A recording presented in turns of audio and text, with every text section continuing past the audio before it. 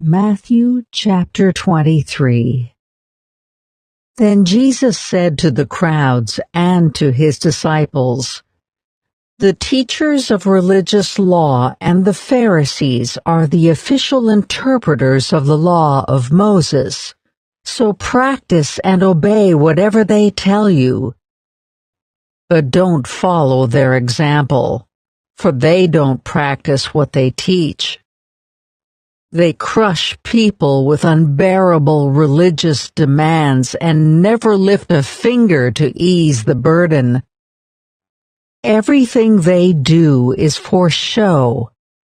On their arms they wear extra-wide prayer boxes with scripture verses inside, and they wear robes with extra-long tassels, and they love to sit at the head table at banquets and in the seats of honor in the synagogues. They love to receive respectful greetings as they walk in the marketplaces, and to be called Rabbi. Don't let anyone call you Rabbi, for you have only one teacher, and all of you are equal as brothers and sisters. And don't address anyone here on earth as Father, for only God in heaven is your Father. And don't let anyone call you teacher, for you have only one teacher, the Messiah. The greatest among you must be a servant, but those who exalt themselves will be humbled, and those who humble themselves will be exalted. What sorrow awaits you, teachers of religious law, and you Pharisees, hypocrites, for you shut the door of the kingdom of heaven in people's faces. You won't go in yourselves, and you don't let others enter either. What sorrow awaits you, teachers of religious law, and you Pharisees, hypocrites, for you cross land and sea to make one convert, and then you turn that person into twice the child of hell you yourselves are. Blind guides, what sorrow awaits you!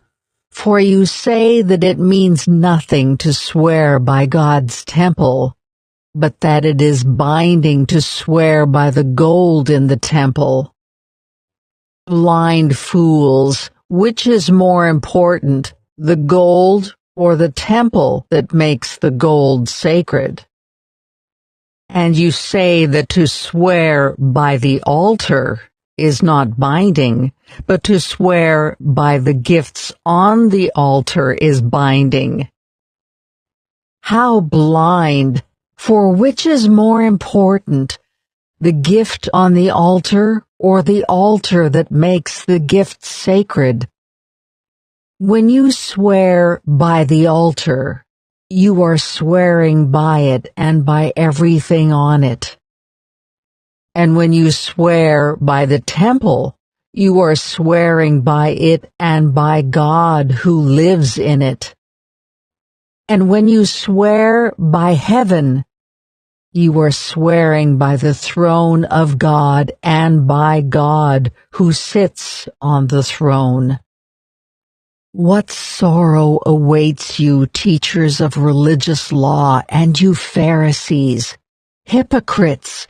For you are careful to tithe even the tiniest income from your herb gardens, but you ignore the more important aspects of the law: justice, mercy, and faith. You should tithe, yes, but do not neglect the more important things. Blind guides, you strain your water so you won't accidentally swallow a gnat, but you swallow a camel. What sorrow awaits you, teachers of religious law, and you Pharisees, hypocrites! For you are so careful to clean the outside of the cup and the dish, but inside you are filthy, full of greed and self-indulgence. You blind Pharisee, first wash the inside of the cup and the dish, and then the outside will become clean too. What sorrow awaits you, teachers of religious law, and you Pharisees, hypocrites, for you are like whitewashed tombs, beautiful on the outside, but filled on the inside with dead people's bones and all sorts of impurity.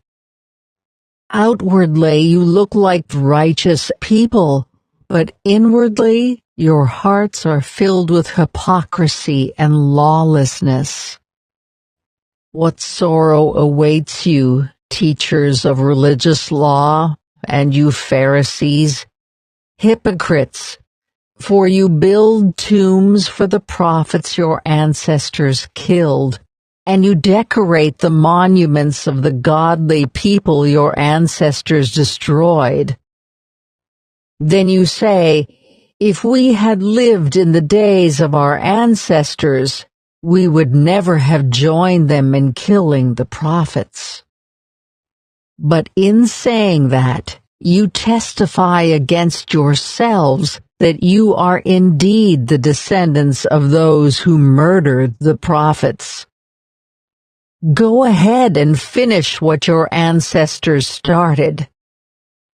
Snakes, sons of vipers, how will you escape the judgment of hell? Therefore, I am sending you prophets and wise men and teachers of religious law, but you will kill some by crucifixion, and you will flog others with whips in your synagogues, chasing them from city to city. As a result, you will be held responsible for the murder of all godly people of all time, from the murder of righteous Abel to the murder of Zechariah son of Berechiah, whom you killed in the temple between the sanctuary and the altar. I tell you the truth, this judgment will fall on this very generation. O Jerusalem, Jerusalem, the city that kills the prophets and stones God's messengers, how often I have wanted to gather your children together as a hen protects her chicks beneath her wings, but you wouldn't let me. And now, look, your house is abandoned and desolate. For I tell you this, you will never see me again until you say, blessings on the one who comes in the name of the Lord.